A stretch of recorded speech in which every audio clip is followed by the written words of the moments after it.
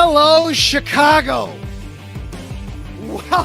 Welcome on into Chi-Town Weekly.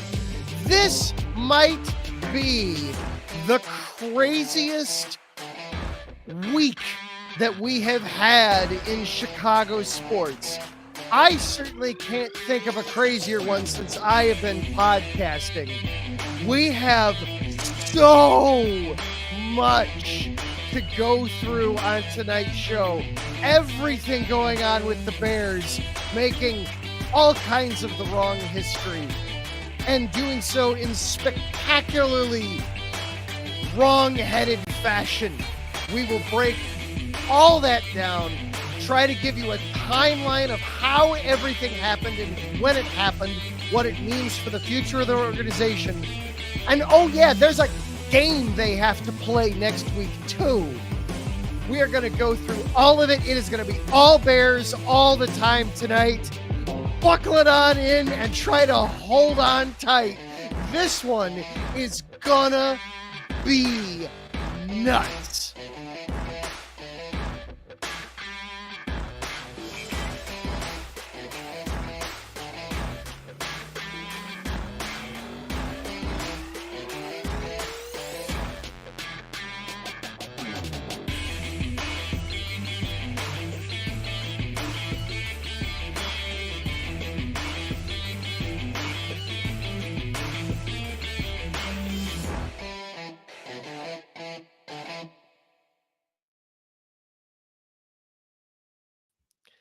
Good evening, one. Good evening, all. Welcome into Chi-Town Weekly here on IE Sports Radio, your direct feed for all that is sports. I am your host, Adam Karnick. Thank you so much for being here. This is going to be one of the wilder shows that I've probably ever done, because there's just been so much that has happened since we've last been here. The Bears made history. It is now officially a historic Chicago Bears season. Not for the reason that any of us necessarily imagined way back in August. Gosh, doesn't that feel like forever ago? But historic nonetheless. Eberflus is gone, and gone in incredible fashion. We're going to break it down. We're going to break down the timeline of events, how things happen, what happened, how they happened, who made what decision, when and where, and who's going to make the next ones upcoming, who's left after all this. And oh yeah, they've still got games left to play on the schedule. It's going to be all Bears all the time tonight, all football tonight, lots to get through, plus some help. So we got a lot to get to. So without any further ado, a quick word from our sponsors, and then we're just going to dive straight in, take a deep breath, hold on tight, because here we go.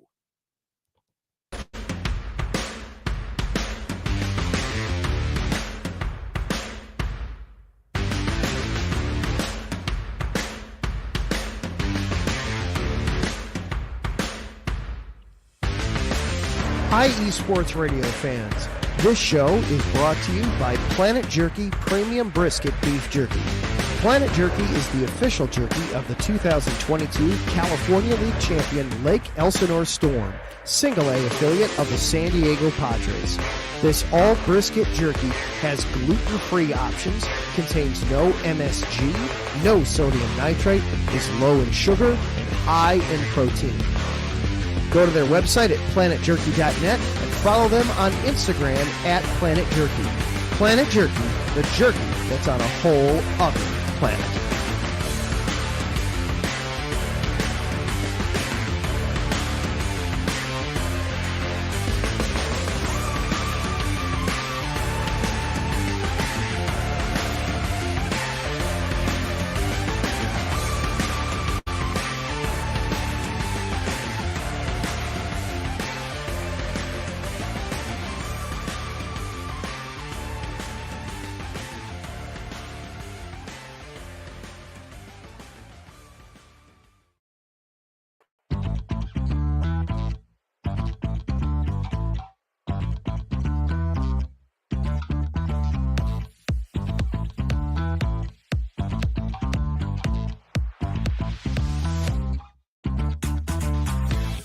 Hey there, IE Sports Radio fans. Be sure to check out our sponsor, Seal the Deal Wax Seals by Cecilia B.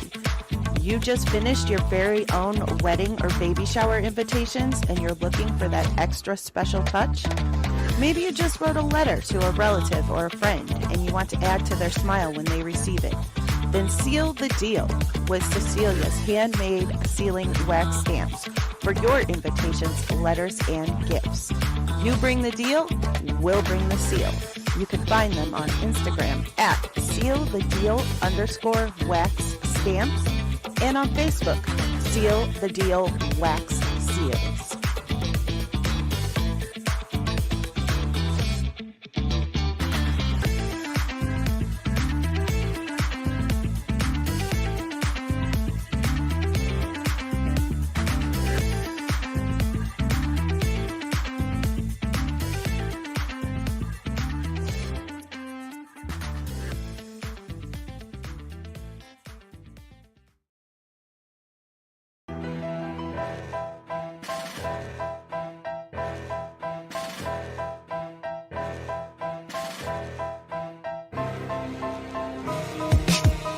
For the last 10 years, IE Sports Radio has been bringing you amazing content ranging from interviewing legendary athletes, coaches, and other authorized media personnel to building tailor-made shows dedicated to all major sports cities around the country.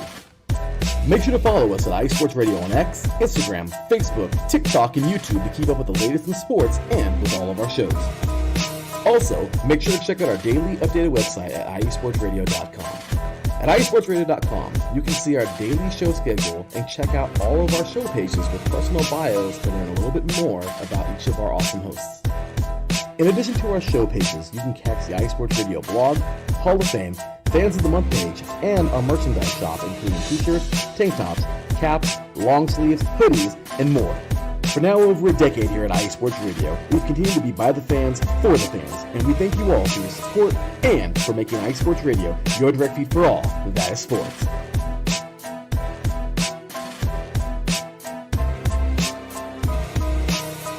And welcome back into Chi-Town Weekly here on IE Sports Radio, your direct feed for all that is sports.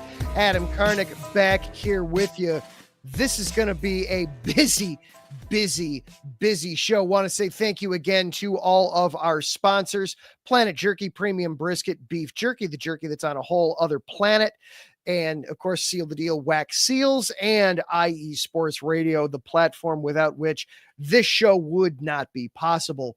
You heard how to follow along with each of those on social media. This show is also available for you on social media. You can follow along on Twitter at IESRC, or you can also follow along with me personally on Twitter. I am at Adam_Karnick. On Blue Sky, I am at AdamK87. Thank you to everybody listening and watching the show live here tonight, whether it's on Facebook or YouTube or Twitter. Thank you, everybody that's tuning in that way. Thank you also to everybody that's listening after the fact on whatever podcast platform you choose: Spreaker, Spotify, YouTube, Amazon, iHeartRadio. Thank you for making this part of your week. I truly do appreciate it. Chat room is bumping already. Wes Trueblood and Taryn Rodriguez in there. Good evening to both of you gentlemen. Wes is excited. All Bears all night. Don't threaten me with a good time. Taryn, meanwhile, is no. I guess that means I'll have to shout out Illinois and Loyola and Chicago State's women's volleyball teams.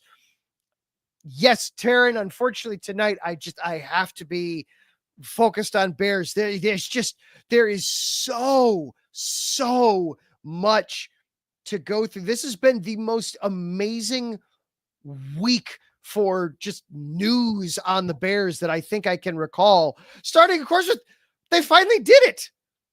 They moved on from Matt Eberflus. I personally did not think it was going to happen. I did not think it was going to happen. I thought they were just going to, the McCaskies were just going to hold on to. That's not a thing that we do. That we are the Bears. this is just something that we as an organization have chosen not to do. And to which I was going to respond, you also don't win anything ever. So you got to change something, just because you've always done it that way doesn't automatically make it right. But they chose to move on from Eberflus. They had to. After that game and after the way everything went down after that game, they had to move on. They had no choice. I will credit Eberflus for this. There was never a dull moment in how he lost. You might have just known going in that, they're going to lose this one. They're going to lose this one. But how they were going to lose, man, that was always entertaining. They'd always figure out some unique and incredible way that you just wouldn't see how that would be possible to lose that way. But they would figure it out and they would do it. Managing to waste 30 seconds of clock time when you still had a timeout in your pocket because you couldn't get the play call in from the sideline in a timely fashion is amazingly spectacular, and definitely not one that I would have ever dreamed of having the script ever come up with. But here we are, entertaining for all the wrong reasons. But firing Flus is actually really only part of the story, because the Bears, in true Chicago Bears fashion, even when they do the right thing, they still come about it and ultimately do it the wrong way.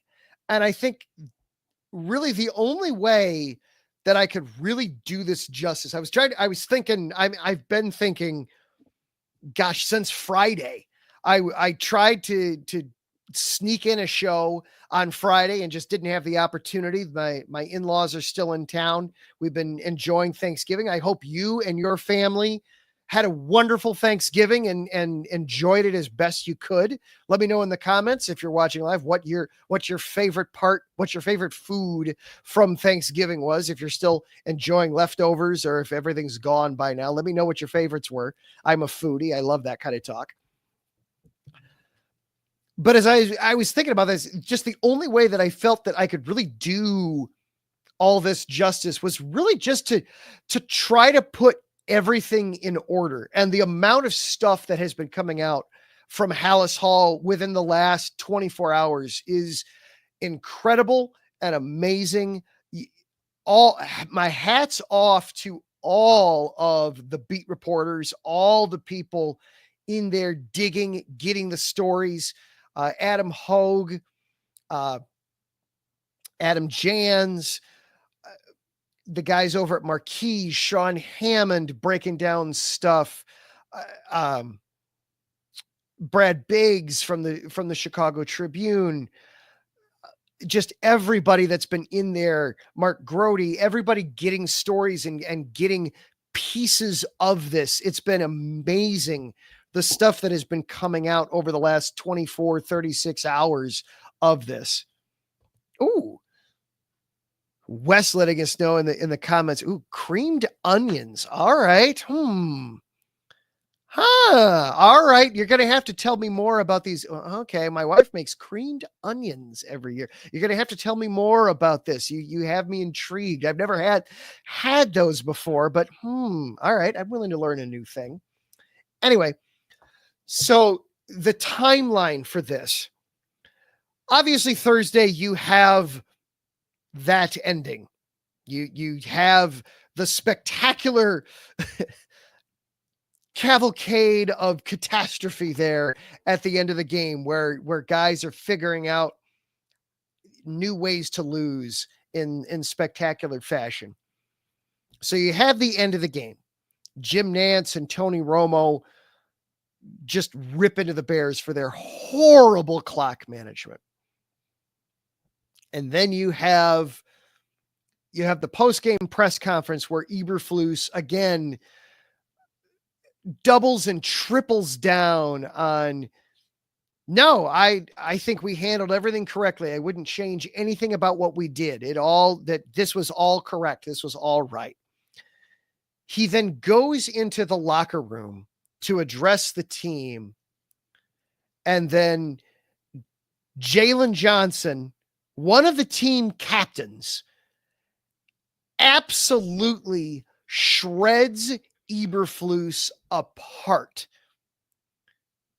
Just rips into him for the mistakes and the way that Eberflus has been handling it.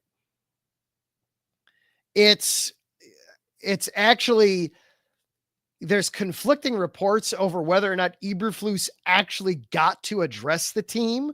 The piece that I saw in The Athletic by Adam Jans and Diana Rossini said he did address the team. Keenan Allen went on the record and said, no, he did not. So there's conflicting reports there. I heard DJ Moore talk about it a little bit this morning. He said he was in the training room at the time, so he honestly couldn't tell you what exactly went on, but he knows that it was crazy, and he could absolutely hear Jalen Johnson going off. So you have Jalen Johnson, one of the team captains, one of the made men, because he just got paid this offseason. He knows he's a central part of this franchise going forward, absolutely tearing in to Eberflus. Kevin Warren and Ryan Poles were in the locker room at that point. They heard everything that went down. They then, after some cooler heads prevailed and media did some of their thing, they pulled some of the players aside and spoke with them privately. They got on the plane to come back to Chicago. And according to Kevin Warren, what Kevin Warren said this afternoon, it was at that point that the decision was made that they needed to have a meeting, but the meeting needed to happen Friday. What Kevin Warren said verbatim was he wanted everybody to have a good night's sleep first before they made a decision. We'll get back. Keep that in the back of your mind. We're going to come back to that. So then Friday, Eberflus comes in. He has his regular day after the game meeting with the rest of the coaching staff. They go over the events from the day before. Good evening, Ralph. Ralph Calise checking in with us tonight. Good evening, sir. He has his meetings from, they go through their timeline from the day before and go through everything that they had. Then it comes time for Eberflus's regular day after the game press conference.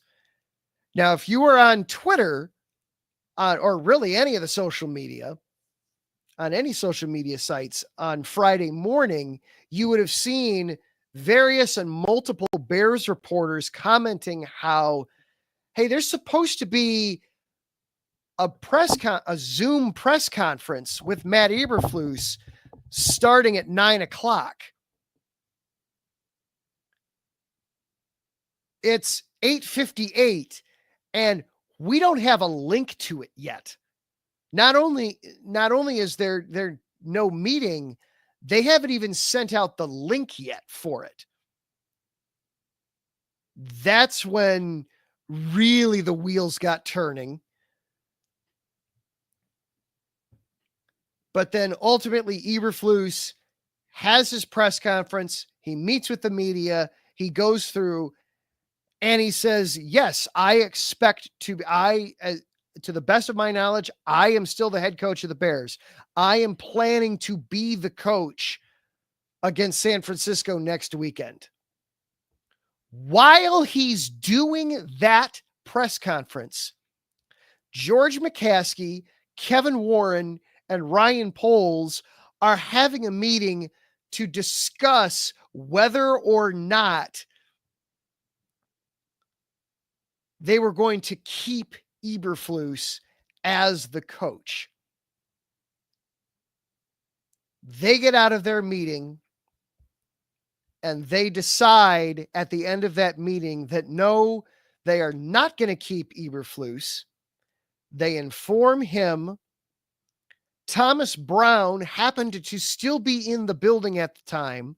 So Thomas Brown and Matt Eberflus had a passing of the torch, changing of the guard moment, if you will, where Thomas Brown is informed that he's going to be the interim coach. He then reaches out to some other members of the coaching staff. Poles then starts reaching out to the captains to inform the team. It gets to Schefter, it gets to Rappaport. It goes through and it breaks just about 11:30 or so Friday morning that Eberflus is gone.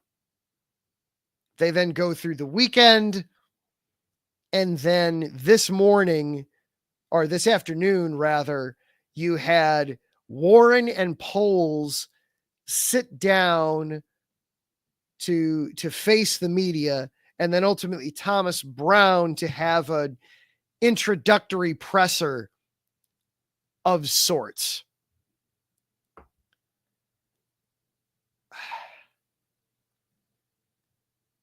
A lot of stuff to unpack and go through there. First of all, the fact that Jalen Johnson absolutely ripped in to Matt Eberflus, that he was the guy that was just destroying Eberflus in front of the entire team. Wow. Just wow there. You want to talk about sending a message and forcing management's hand at that point that, hey, this is untenable. This is not something that we can allow to continue. So good on Johnson there. You know, he said what needed to be said. Everybody was thinking it. So good on Johnson to do that. The crazy part of all that to me, and listening and reading to the things that Kevin Warren said today in the press conference, I get where the Bears were coming from. I get where they were coming from with some of the decisions that they made, but I still ultimately don't agree with a lot of them. The big one that I don't agree with, the one that I especially don't agree with, is the decision to wait until Friday morning to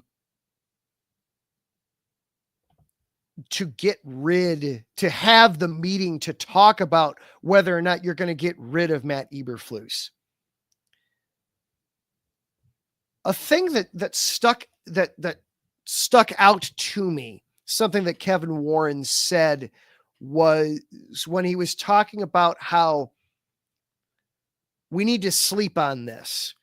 We don't want to rush and make a rash decision.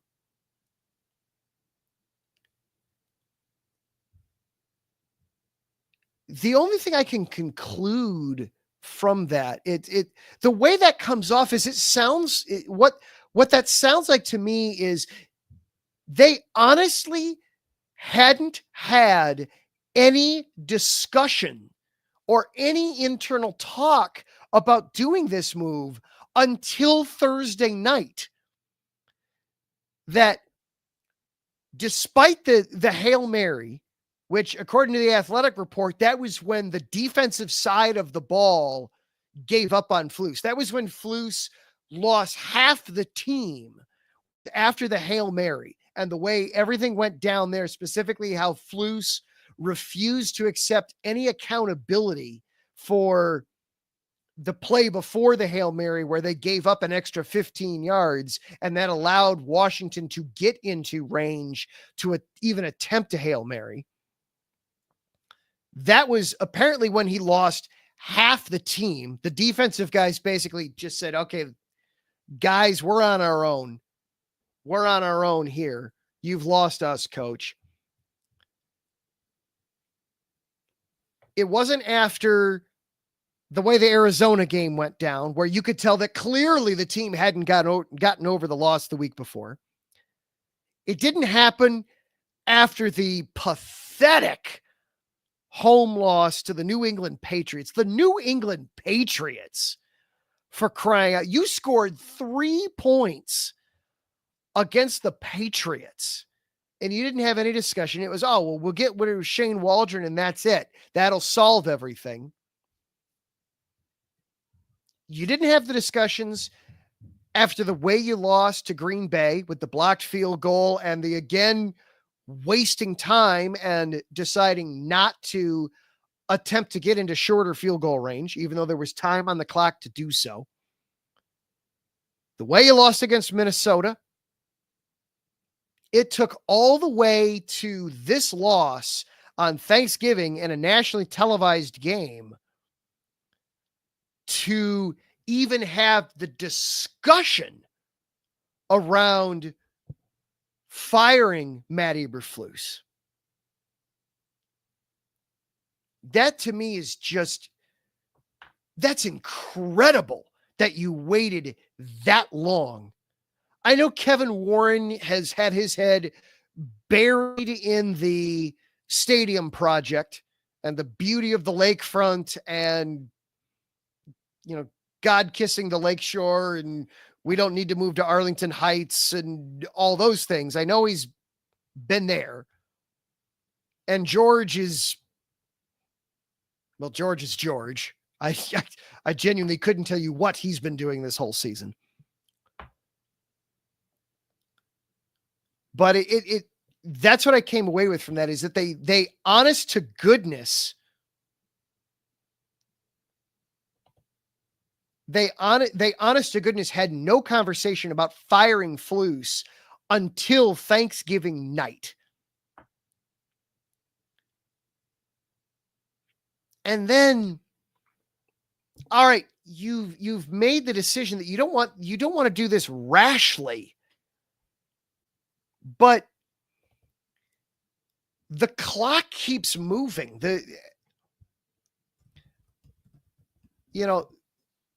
Things happen. I know it was a holiday, and I appreciate, and I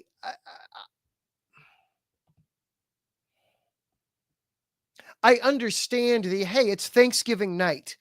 Let's go be with our families. I get that. I can understand that. I can sympathize with it. I can appreciate that. But you've got a guy that's not just having a press conference with the media. All right. Okay. You wasted the media's time. Okay. That happens. You could argue that that's been happening with every press conference Eberflus has done for the last 6 weeks, because he really hasn't said anything. You wasted the team's time. You could have been Friday morning. It should have been, you greet him at the door and it's, Matt, we appreciate everything that you've done for us, but this situation is untenable. We have to move on. We've got to go in a different direction. Thank you very much. We'll take it from here. It can't be you let him into the building, you let him have the meetings with the staff, you let him go over the tape from the day before, you let him start making the game plan for San Francisco, and then you fire him. You just can't do that. You want to throw him to the wolves for a press conference one last time? Fine. Okay, fine. It's a dick move, but I don't think Eberflus necessarily deserved that from the organization. He's been a good guy all throughout. He may be incompetent, but he hasn't been mean, but okay, whatever. You chose to do that, but you wasted valuable time. Thomas Brown could have used Friday to sit down with Ryan Poles, sit down with Kevin Warren, sit down with the coaching staff, and everybody figures out what chair everybody's going to be sitting in. You could be figuring out who's doing what, where, when, and how over the rest of the holiday weekend so that they could come in Monday morning and hit the ground running. Instead, they have to come in over the weekend so that they can figure all that stuff out. So you wasted everybody's time. Mwah! Bears, mwah, chef's kiss for even when you do the right thing, you figure out how to do it incorrectly. So where does that leave us now? Where are we left with at this point? Well, you've got Thomas Brown, who has suddenly a meteoric rise. Wes was incredibly helpful this past week. He reached out to me and, hey, if there's anything you haven't been able to find out or research, let me know. I'll look it up for you. Wes did some digging on this. This seems to be certainly the first time in franchise history, and quite possibly in NFL history, that somebody has gotten promoted within the same organization twice in the span of one season. It was just 4 weeks ago that Brown was just the passing game coordinator and had all of 2 conversations with Caleb Williams the entire season. And now he's in charge of the whole football team. This is like House of Cards kind of stuff. This is Frank Underwood seizing power kind of thing. Incredible there. So you've got that. And he has said that he'll be coaching from the sidelines as the head coach should, but he will still be calling plays. So we've got a lot going on there with Thomas Brown. We're going to get some more into Thomas Brown as the weeks go, but for tonight, suffice to say that he has the attention of the team and they respect and like and seemingly are going to play for him. You now have not just offensively changes, defensively changes too, because you now have Eric Washington. He was the defensive coordinator, but he wasn't calling plays. Now we're going to see Eric Washington calling plays. So we'll see how that's going to change. We'll see what's going to change with Thomas Brown still calling plays, but no longer being the offensive coordinator, because the offensive coordinator now, I've got their entire list in front of me. There we go. Chris Beatty is now the offensive coordinator. He had been the wide receivers coach. You still have Kerry Joseph doing quarterbacks. Ryan Griffin is now an offensive assistant helping with quarterbacks and wide receivers. So you've got changes all up and down. So what do we make of these final 5 weeks of the season? This season, when we go back to August, this season looked like this was supposed to be the season where they took the step forward, where they were going to be relevant. And for the first third of it, it looked like that was what they were going to be. It looked like they were escaping the quagmire and muck of a middle tier NFL team. They were 4-2 going into the bye, and Caleb Williams was playing well. The defense was a top 5 unit. Everything was clicking. But now you've had this middle third where you failed to win a single game. You went 0 for November, and you lost so many games in spectacular fashion. You're now 4-8. So what are we looking for in these final 5 weeks? how do we judge Thomas Brown? And this is going to have to be an ongoing conversation now for the rest of the season. On the one hand, the playoffs you're still technically alive in the playoffs, but you need so much help at this point. Not only do you have to win out, you need Washington to lose out, and you need Arizona to either win the West or win no more than 2 more games, win no more than 8 games total. They've either got to go on a heater or fall off a cliff. No in between allowed there for the Cardinals. It's just too many moving pieces to realistically happen. So what can we grade this team on going forward? And I still want to say it's wins. I still want, even with this final 5 game stretch where you've got 3 more divisional games, you've got 4 games against teams that all have winning records. You've got 3 divisional games plus another divisional leader in there. You still ultimately have to be judged by wins and losses. And so I don't know if I know Thomas Brown is still in a honeymoon phase with a lot of Bears fans. I hope that he remains in the conversation for the permanent gig, but I also hope that he's not the only name that they consider if things go well. So we'll see how this goes.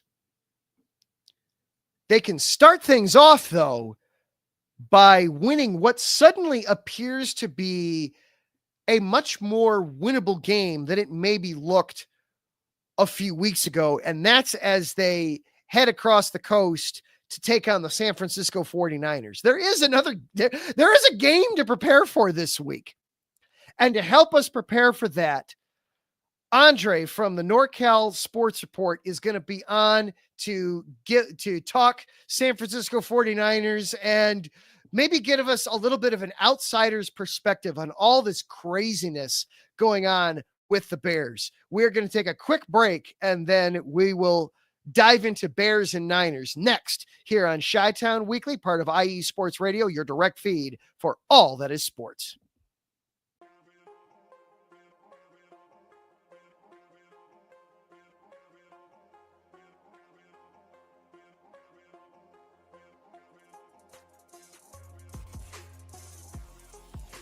Hello, ladies and sinners. Hello, sports fans around the world.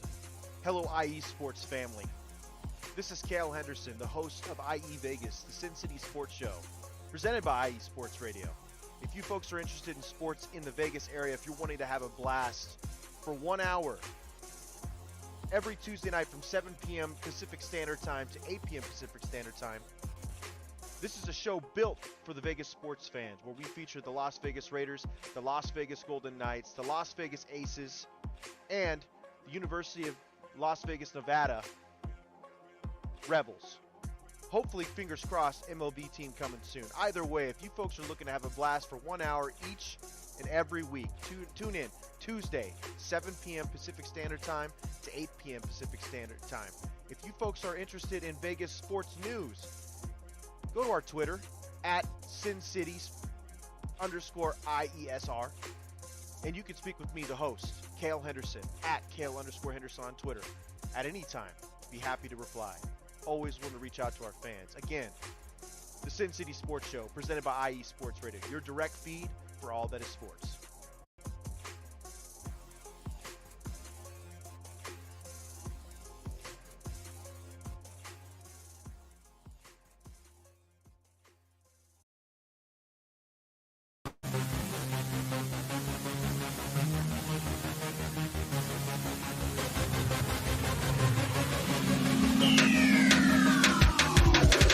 What's up, everybody? This is Darren Rodriguez.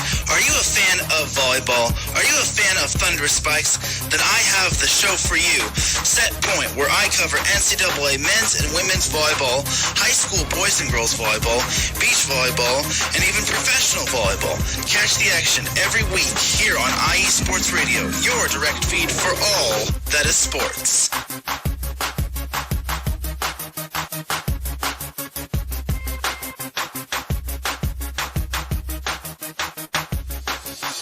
And welcome back on into Chi-Town Weekly here on IE Sports Radio, your direct feed for all that is sports. Adam Karnick back with you. We are still talking. There's so much just football and news and everything to go through here. They do have an opponent this week, though. There are still 5 games remaining on the schedule. You know, this is the crazy part about firing a coach in the season is you do have to still move on. And to kind of help get us refocused and recalibrated a little bit, we talked about him last week on the show. We discussed some of the things going on in San Francisco, and I thought, why not? Let's reach out to Andre. Hey, and see if he's able to come on. Do I say good evening or good afternoon? The time zone thing always throws me. Good evening works just fine. It's 5:41 where I'm at, so yeah, good evening works. Thank you for having me, man. I appreciate this. Hey, thanks for being on. I appreciate it. This is such uncharted territory that we're in for the Bears right now. You know, going through all the ups and downs. Before we get into the game itself, give us kind of like an outsider's perspective a little bit. You're obviously San Francisco's not having the greatest of times, but is it the feeling of like, well, thank God we're not the Bears? No, I mean, look, the Niners have a lot of talent on their team, and it just hasn't been their year. They have a lot of injuries. They have a lot of miscues, a lot of problems going around the entire team. And so they've had a really, really rough year, and they've had a lot of outside issues as well. You know, obviously, Trevor Ward, his 1-year-old daughter passed away. So he had to leave the team for a while. He just came back last week and he got torched. But, obviously he went through a horrible situation, the loss of his daughter. And then you got Trent Williams, who he lost both of his twins, one during pregnancy and one, was a stillborn. So, I mean, look, just rough all the way around. They're having a rough year. But look, when you talk about the Chicago Bears, you still have a lot of bright spots. Obviously, you have Caleb Williams, who had probably the best second half of his entire career in terms of how he played in the second half against the Lions. And you got DeAndre Swift as your running back. You had DJ Moore. So you guys have, Keenan Allen, Cole Kmet. There are guys there that are playmakers. And so I think the future is still bright for the Bears.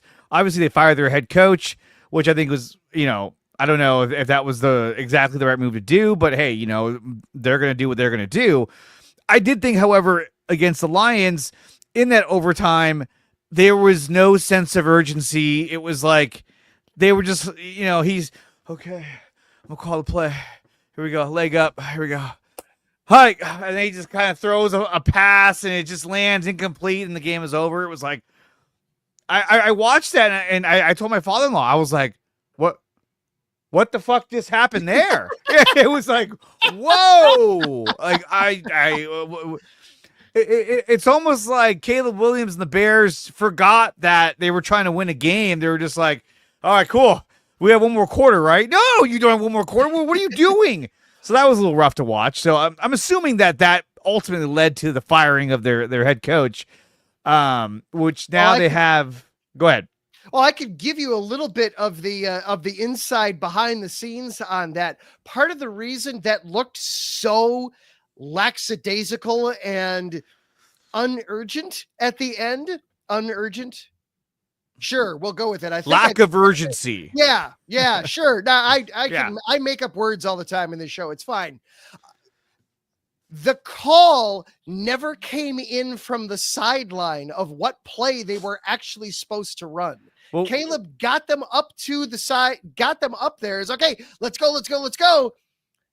And then nothing ever came in. The call didn't actually come in until there were about 12 seconds or so left on the game clock. Then Caleb had to tell everybody, okay, here's the play. Oh, wait, there's only 7. We're not going to be able to actually run that play. Never mind. I have to change this to an impromptu Hail Mary. And then what happened. Well, at the same time, look, he's a young quarterback. I think a more experienced, seasoned quarterback. As soon as he felt that play wasn't coming down, he would have spiked the ball. You know what I mean? Just like, boom. You know what I mean? Stop the clock. What are we doing? Or call timeout. Like, what are we doing here? He was relying on his coaches, and it looks like his coaches were just watching the game like, oh, shit, we need to play. That was a rough game because, at the end of the day, the Bears were on the verge of completely upsetting the Detroit Lions. And not only upsetting them, but doing it on the road in Detroit for a team in the Lions that were 10-1. You know what I mean? They've been looking unstoppable. This was the only game, especially in the second half, where they looked vulnerable. And I've been saying this for a while now. When it comes to Detroit, their weakest link is Jared Goff. I don't care what his numbers say. He is their weakest link. Why? Because he cannot move. He is immobile. He stands there. And you saw the Bears were bringing pressure on him in that game, and he could not escape the pass rush. He just freaks out and he falls over. So that's been their biggest weakness. So when they go against a team that has a really good defense, that has a lot of they can put pressure on the quarterback, Jared Goff does not handle pressure very well. And that's always been one of his traits ever since he played with the Rams. Everyone always knew it. You put pressure on Goff, you speed him up. He doesn't always he's not accurate. He's immobile. He can't throw on the run. So those are some of the weaknesses. And I thought the Bears took advantage of that, and unfortunately, it just didn't work out. So let's now. I know we're not even 24 hours after what happened in the most recent San Francisco game. And oh God, that game have they thawed out? First of all, have the snowmen melted back into people yet? Have we? I hope so, because look, last night was the ultimate like abomination of a game. They got the shit kicked out of them. Sorry, I'm swearing on your show, but they really got ran over. They got snowplowed in Buffalo. Now, if you watch the game, the first drive, hey, they look good. They drove the ball on the field and kicked the field goal like they always do because they have a terrible red zone percentage. And then after that, it was just like a downward sled ride down a slopey, snowy hill because they got smashed. I mean, the final score of that game tells you everything you need to know about the game, which was 35-10. And look, a lot of the talk now is, Brock Purdy, everyone kept saying going into the year that he's going to command like $60 million, for his new contract, a year or whatnot. But at this point now, that's not going to happen. I mean, this guy, I'll say Jared Goff. I still like Brock Purdy a lot, but is he an elite quarterback? No, he's not. He is not Josh Allen. He's not Patrick Mahomes. You know what I mean? He's not Lamar Jackson. Those are like the elite of the elite, right? Is he a top 10 quarterback? I think he is a top 10 quarterback based on his stats, but he doesn't have those physical traits that those guys naturally had just in them because they're bred that way. I mean, look at Josh Allen. I mean, yeah, he was 13-17 for 148 yards. He had 2 touchdowns. And he also ran for 18 yards and had a touchdown as well. So, I mean, he's pretty unstoppable. But when you look at the physical traits, he's 6'5", 237. And he's got a cannon for an arm. I mean, the guy's incredible. Absolutely incredible. So, as we get ready for this game, and obviously the San Francisco now, not what looking like a month ago, now on a 3-game slide. The Bears are on a 6-game slide.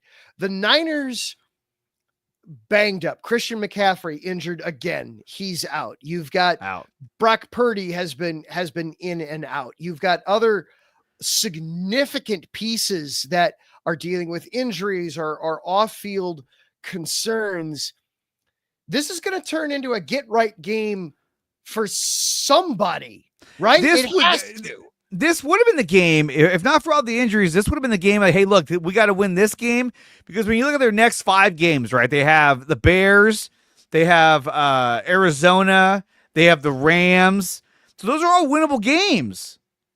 But the fact that everyone's hurt, Nick Bosa out with the oblique strain, Trent Williams dealing with the loss of his child, Charvarius Ward trying to get back into things, and he's had a horrible year altogether. This is the final year of his contract. He will not be returning next year. Just so many injuries. Diamador Lenore, we signed him to a fat extension because he's having an awesome year. He gets hurt, misses the game against Buffalo, but he'll be back next week for the Bears game. Dre Greenlaw, who may be making his return against the Bears on Sunday. That's something to be excited about. But I mean, the amount of injuries they have, I mean, they're a shell of a team of, they're a shell of what they were. Brandon Ayuk out for the whole year. Deebo Samuel has no speed, don't get me started on that. Actually, speed is a big deal because these guys, they have 3 receivers that are slow as shit. Juwan Jennings, love the guy. He's great hands. He's a tough receiver. He's not fast at all. Deebo Samuel, not fast. They have the lowest separation rate in the National Football League. They cannot get separation, and that's why Brock Purdy's constantly standing there not throwing the ball because they don't get separation. It's really bad. It's really bad right now, and they need to really get some speed.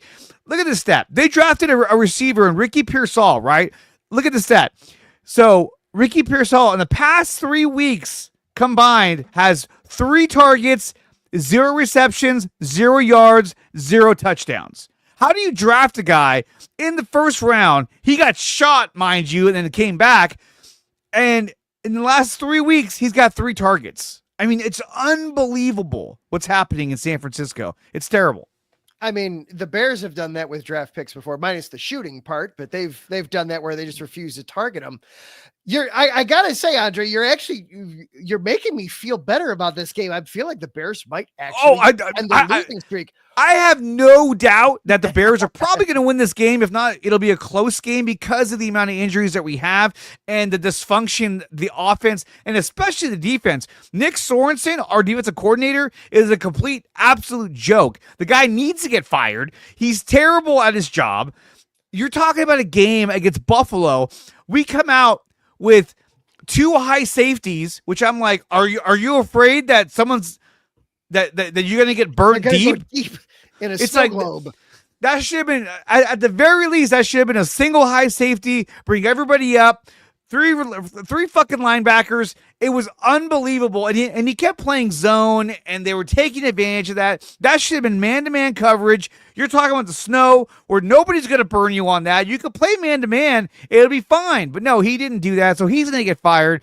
Our special teams is the worst in the league. So Brian Schneider, our special teams coach who came from Seattle, he's going to get fired because they're terrible, and they constantly special teams. If you watch Sounders football this year, special teams has reared its ugly head every single game. May it be a muffed punt return, a blocked field goal, a blocked punt, a massive penalty that costs them a huge return. You name it. Missed field goals. It's unbelievable. It's unfreaking believable how bad this team has been this year. And the sad part is that they're loaded with talent. And now most of that talent is on the sidelines hurt. And not to mention, you mentioned how McCaffrey was out. This morning they announced that the backup, the guy who's been running while he was out, Jordan Mason, he is also set to hit injury reserve with a high ankle sprain. Now our lone running back is Isaac Guerrero, who got drafted this year. And he's got great speed, but that's it. And then they're probably going to bring up Keyshawn Vaughn from the practice squad. It's not looking good unless they can beat them through the air. I don't see it happening.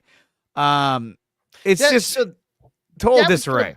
That was going to be my question: is what is the path to victory for San Francisco? Because I'll admit, while the coaching has been an issue for the Bears, especially over the last 6 weeks, especially in the 6-game losing streak, the players still have to go out and play. The Bears have made problems with their execution, with their play. So in your eyes, what's the path to victory? How does San Francisco win this game in your eyes? I don't know, because they can't stop the run. Their defense is a complete fucking joke right now. So through the air, they're not really going to be able to stop them either. But on the ground, they cannot stop the run. It's been a problem all year. It was a problem last year, but our offense was so good, it didn't really matter because we get up big and teams would just have to start throwing the ball around because they were like, oh, God, we're getting killed. But this year, because our defense is not what it used to be and the offense has had problems, they have a hard time scoring. They have the, if not the worst red zone percentage in the league. They get to the red zone. That's easy. They love getting to the red zone. They just can't score. And then you got a kicker in Jake Moody who misses kicks all the time. It's absolutely atrocious. Now, if they're going to win the game, they have to win it by, well, I would say running the football because that's what Kyle Shanahan is known for. But they don't even have a running back. They have Isaac Guerrero and, like I said, probably Keyshawn Vaughn. So they're going to try and run the ball. Are they going to be able to? I don't know. Probably not. I mean, they had their moments against Buffalo. I mean, McCaffrey looked really good, and then he hurt himself. So at this point, can they win? Yes, but it's going to take a total team effort. But our defense has been so awful, especially in the past few weeks. I don't even see them being able to stop Caleb Williams. And I'm sorry, but early on this season, I thought Caleb Williams was completely overrated. I was not impressed by his play. Although lately, I've been feeling that he's been playing a lot better. In the second half against Detroit, he played extremely well. Until that last possession where it was like, whoa. Yeah. But then when you find out the details, it's like, oh, well, that makes sense, right? I mean, come on. And not to mention for the Niners, our linebacking core, obviously Dre Greenlaw, he's been out since the Super Bowl when he tore his Achilles running onto the field, which was like, what? Bizarre. You had Fred Warner, who was playing like a freaking superhero, and then lately has been playing more like shit, and everyone's like, what's going on? Turns out, since week 4 against the Patriots, I want to say, he sustained a fractured ankle, and he's been playing on it ever since. Like, how you do that, I don't know. Whoa. But it's pretty astonishing that he's been able to do that for this long. I mean, he's out there playing in Buffalo in the snow, recovering from a fractured ankle. It's unbelievable. It's unbelievable. And then you got Devondre Campbell. Oh, my God. This is a guy they picked up from the Packers, and he's been terrible. He's very top heavy. He's not fast. He can't cover anyone in pass coverage, so he's got problems, and teams have been exposing that all year long. So it's like, even if the offense gets going and they're able to score points, the defense is not going to be able to back that up. So it's either going to be a blowout by the Bears, or it's going to be a very close game that the Niners squeak out a victory. But I'm sorry, but Jake Moody has missed so many kicks this year that none of us have confidence he's going to make a kick. I mean, granted, he made all of his kicks in the Super Bowl, which was like, hey, awesome. Love it, right? But this year, he's been so off and on. He got hurt at one point when he tried to make a tackle and gave himself a high ankle sprain and missed 4 weeks. We were like, what? What are you doing? Oh. Anyway, so it's going to be rough. If they're going to win this game, they have to be able to run the football because that's what opens up their play action. But without McCaffrey and Mason, it's going to be a lot harder for them to run the ball. That's for sure. Well, one thing that might maybe help you feel a little better, the Bears' run defense, especially over the last month with some injuries, the Bears are down one of their starting defensive tackles. Andrew Billings is out for the year. Their run defense has gotten significantly worse since he's been out. So if there's a way to attack the Bears, I would definitely prescribe running on the Bears as opposed to trying to throw. The Bears pass rush hasn't been great, but man, that secondary is still really strong and really good. But you can run against the Bears. So I will say there is a path to victory, and Eberflus is gone, but we'll see if Thomas Brown is able to do any better in close games. Eberflus was 5-18 in one-score games in his career with the Bears. One of many reasons why they moved on from him. So before we wrap things up, Andre, I have to thank you, first of all, because first of all, you're here tonight. Thank you for that. Yes. Second of all, you gave me some wonderful content last week on my show when you had brought up and you had discussed on your show the future of Kyle Shanahan there in San Francisco. Okay, here, let me just say this, right? Are the Niners going to fire Kyle Shanahan? No, they're not. The owner, Jed York, is in love with him. I don't see them firing him or getting rid of John Lynch, because this year there were so many injuries that, like, it's kind of like, well, yeah, you didn't do that right, or you didn't do that right, but at the same time, you got a lot of injuries, so it's not. And look at last year, you got to the Super Bowl, so I mean, and they've been in NFC title games. They've been competitive for a number of years now, so I don't think he's going anywhere. However, I think there are going to make changes to the coaching staff. Defensive coordinator, he's gone. Special teams coordinator, he's gone. But the thing about it, though, it's funny because you have so many Niner fans out there that will critique and just rip Kyle Shanahan to pieces. That he should be fired, that he's lackluster, he's mediocre, he's all these horrible things, right? And then you look over from a distance, you look over at the Bears fans, and they're making posts of Kyle Shanahan wearing a Bears coaching uniform, and because they would welcome him with open arms. Like, well, why not? That'd be awesome, like he's an accomplished head coach. He's been to the Super Bowl twice. Why not? If I was a Bears fan, I'd be like, well, dude, I hope they fire him. We're gonna get him. I put it last week on the show. I said, if they're dumb enough to do it, I will fly out there and grab him myself and go take him to Hallis Hall and just, Ryan Poles, you give this man whatever he needs. He's the head coach. Well, but that's whatever the thing, you gotta do. Is that if he were to leave, he would leave and make more money somewhere else, right? So a lot of Niner fans are, especially there's one corner of Niner fans that, especially content creators, that really ride Kyle Shanahan, right? And but personally, I don't think that it's all on him. I think some of this is on him for sure, because there's been some decisions that were made that were not the best. A lot of decisions that he's made have not worked in his favor. So he's done things that just haven't worked out against the Seahawks. And a couple weeks ago, they had the ball.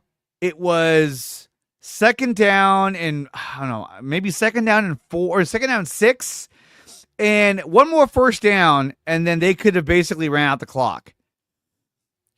Maybe it was second and 7, but anyway, what does he do?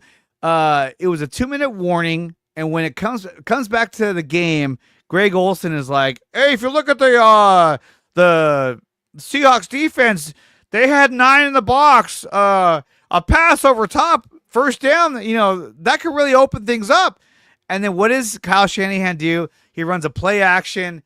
Brock throws a pass too high behind Deebo Samuel. Incomplete. That stops the clock.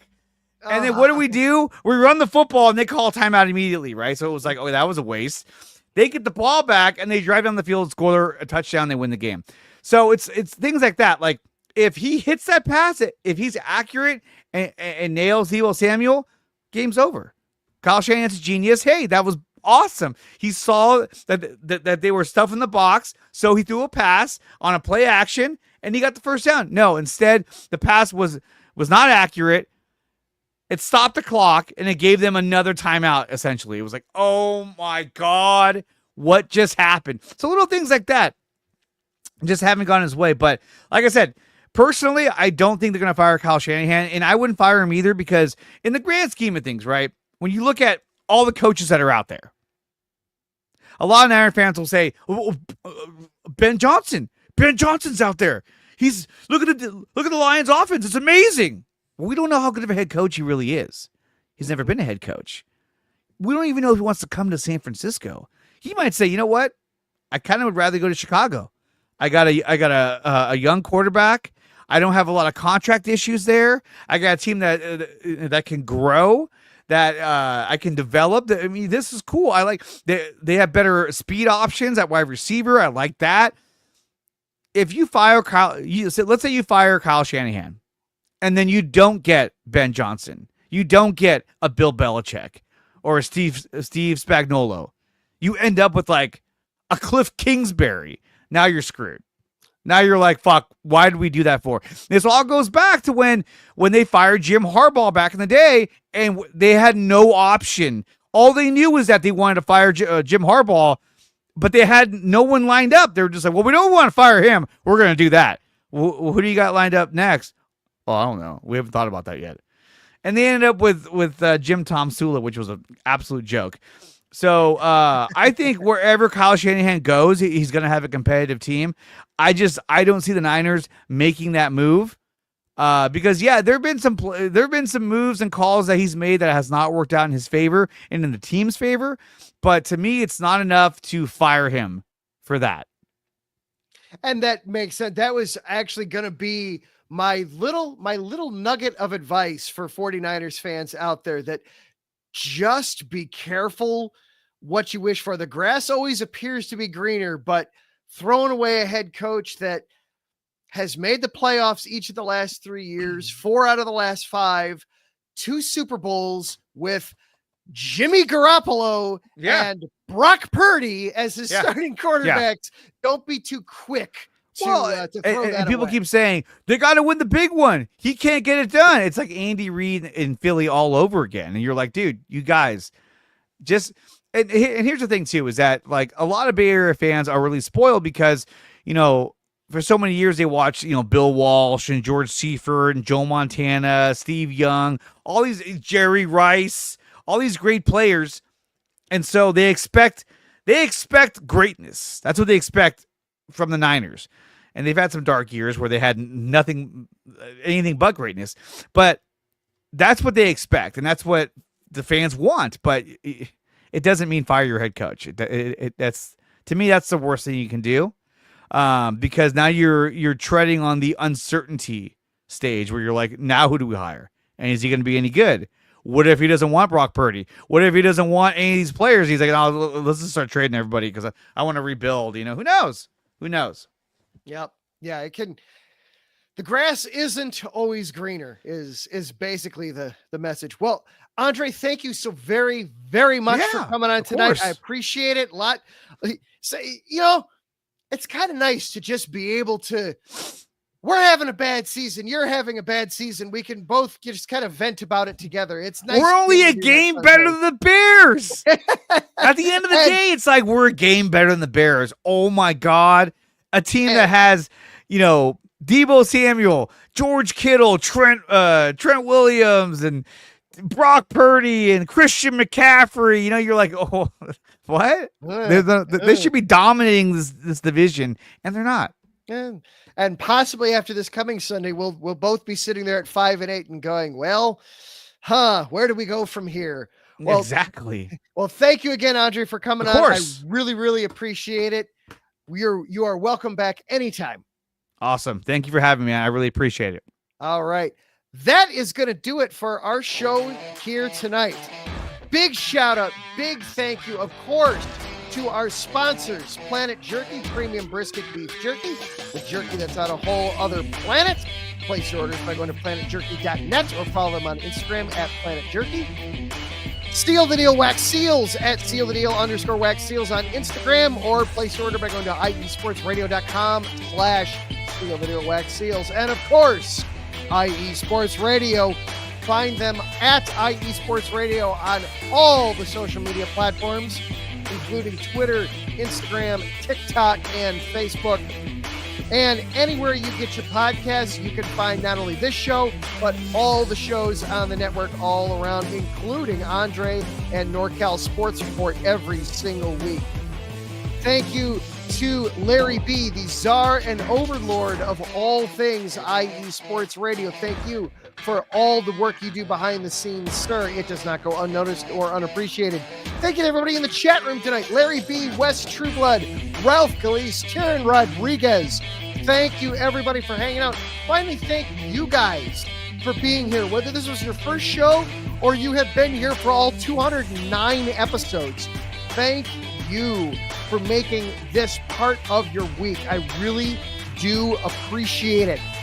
Next week, of course, we'll be breaking down Bears Niners. We'll be reacting to that. We'll start talking about Who's this leader of men type that Ryan Poles has talked about wanting to get? Who's really in charge of making the next pick? We will also catch up on the Cubs making some hot stove acquisitions today. Things going on with the Blackhawks, college basketball. Lots of things going on in the city of Chicago. We'll get you caught up on every single bit of it right here, same time next week. Until then, for IE Sports Radio, I am Adam Karnick, wishing each and every one of you a safe and wonderful and happy holidays. We'll see you next time. Go Bears.